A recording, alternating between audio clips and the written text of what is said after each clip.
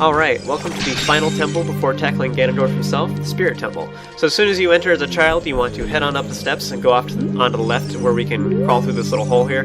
But unfortunately, there's a woman standing here. Gasp! So if you talk to her, she will then question you and want to know why you're here suspiciously. So just tell her that you have nothing to do, and then this will give her incentive to ask you a favor of you. But first she wants to know where your loyalties lie. So just tell her that you hate Ganondorf, and she will then joyously tell you that she hates Ganondorf as well, and she will then dive into a big whole spiel in which she pours her heart out to you and tells you all of her deepest, darkest secrets. Now, isn't that just like a video game for somebody to just meet you and trust you explicitly?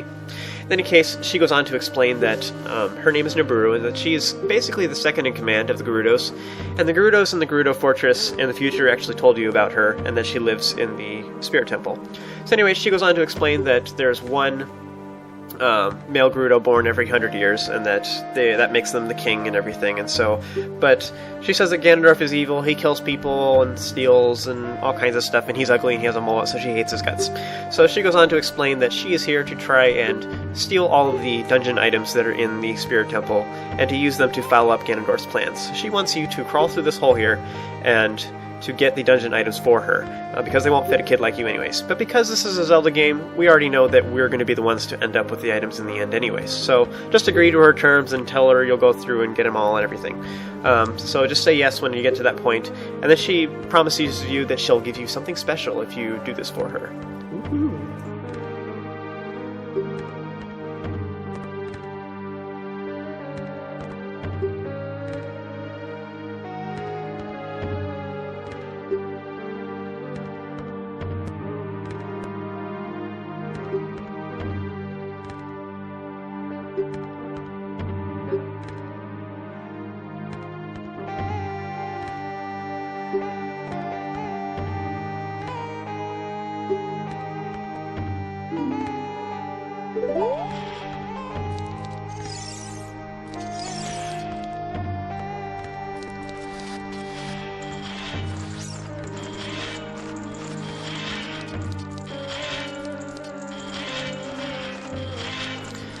So in this first room, you want to avoid the blade traps, and then our goal is to kill all the enemies in the room. There are 2 fire keys and 2 regular keys, but the regular keys, once they're flying around the room, they'll fly into those torches over there and become fire keys themselves. So you have to kill all the enemies. Right here I'm going to kill the Armos by laying a bomb first, and then waking up the Armos after a second. This means that it'll blow up by the time that he wakes up, that way killing him instantaneously. So anyways, then I'm just going to kill the remaining 2 keys, and then both the doors open on either side here, but Link faces towards the door on the right. You actually don't want to go on the one on the right, you want to go on the one on the left, which is kind of funky, but you'll see why in a little bit.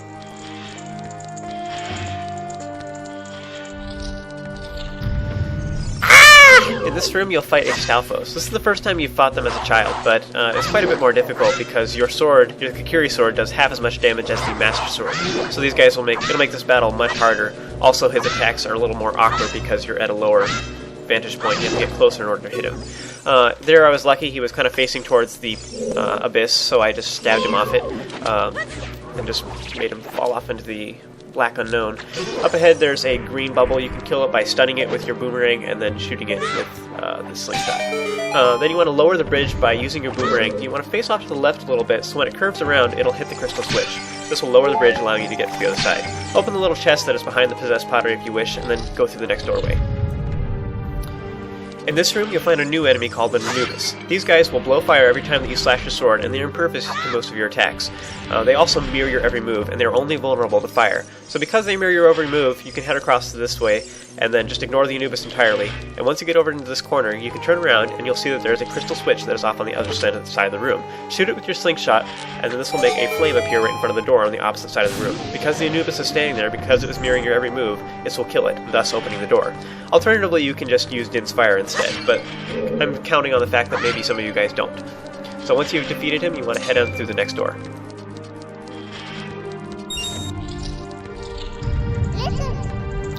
As soon as you enter this room, Navi will warn you about the wall masters that are in this room.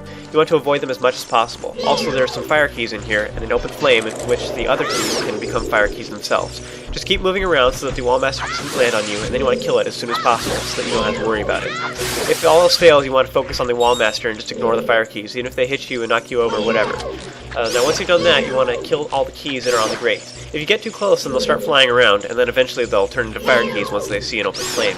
So you want to kill them as soon as possible, and so if you stay far enough back, you can shoot them with your slingshot and just avoid battling them all together. So next you can climb on top of the backside of the grate here, and you can climb and get all the silver rubies that are in this room. There's a gold Skulltula on the other side of this grating though, and if you touch it then it'll knock you down, like I'm going to do in just a second. So don't do what I did.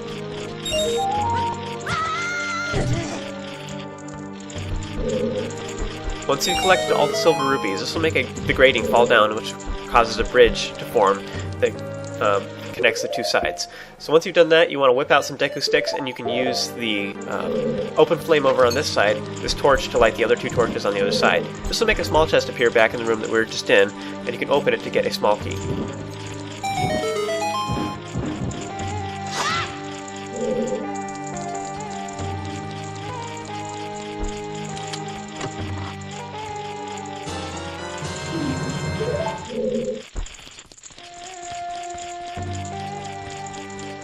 So at long last, with everything else out of the way, just head into the opposite side of the room, kill the gold Skulltula, and collect token number 95. With that, you want to head into the next door, which actually takes us back to that little room where Link faced off to the right. So now there's a little hole off on the right side here in between the two doors, so crawl on through it, and then there is a door up ahead that is locked. So use the small key that we just found in order to unlock the door. So that is it for this video. Join me for the next ones, and we will continue our way through the Spirit Temple.